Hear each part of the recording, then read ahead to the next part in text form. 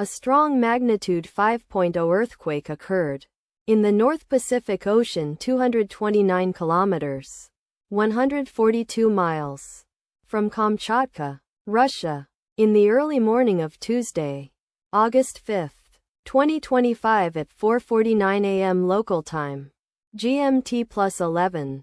The quake had a very shallow depth of 5.2 kilometers, 3.2 miles, and was not felt, or at least not reported so.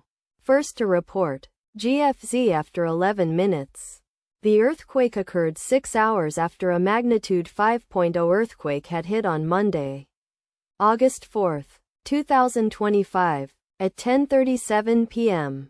GMT +11 local time, in 13.9 kilometers, 9 miles, distance to the southwest. Data source from Volcano Discovery.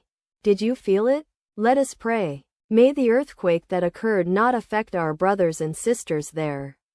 May the earthquake not happen again. And may God protect everyone. Amen.